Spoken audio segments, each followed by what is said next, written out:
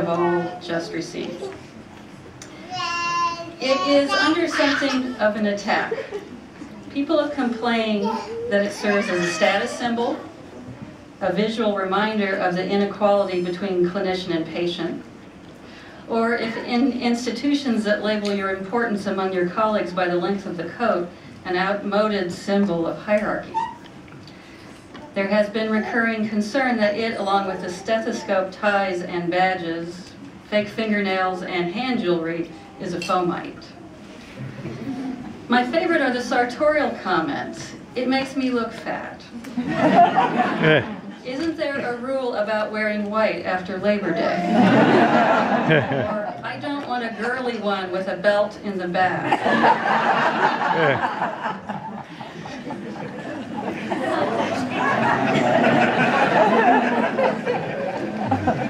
Okay, let me address these one by one.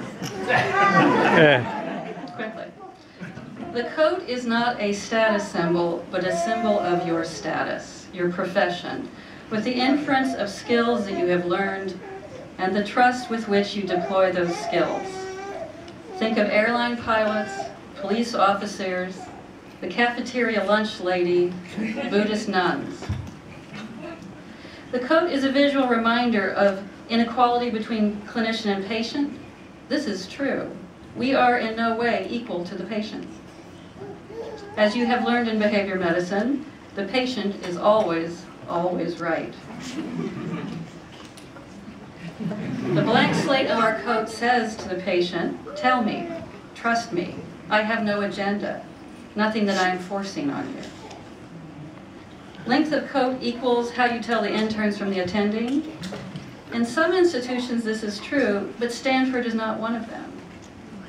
You will be exactly dressed the way the Nobel laureate in medicine is. Now, some of you may be out in clinics where that is not true. I've only had over the years one student say they made me take a pair of scissors to my white coat. That unfortunately was in the military, but they are a hierarchical institution.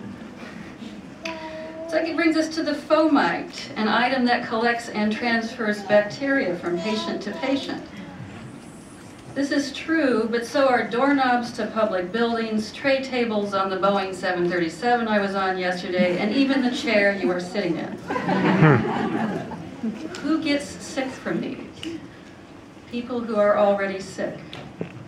The available studies show that almost all the problem with healthcare providers spreading disease is in inpatient units where special garb other than white coats is the problem. I spent an hour today looking on PubMed for a good study that showed in primary care anyone has been made ill by a white coat other than white coat hypertension. As an aside, white coat hypertension is actually a good thing. It is a sort of low-tech stress test that tells which of your patients are likely experiencing high blood pressure in other settings and would benefit from interventions in terms of stress management. So when you see white coat hypertension, the answer is not, oh, I'll take off the white coat.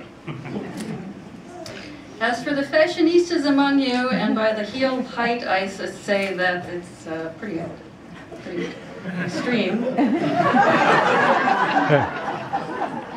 The white coat bloat will diminish over the next months as you learn and be comfortable with leaving behind the paper for taking notes, that common symptom guide, Camille's review of systems cards, various spiral-bound manuals, some of which I didn't write, and even, I hope, your electronics. You will spend your time with the patient looking him or her in the eye, nodding, listening, trusting your skills, and you won't need anything in your pockets but your goodwill and maybe a box of Tic Tacs. To be serious for one final moment, just like the pilot, the lunch lady, the nun, and gang members, you have to work for your colors.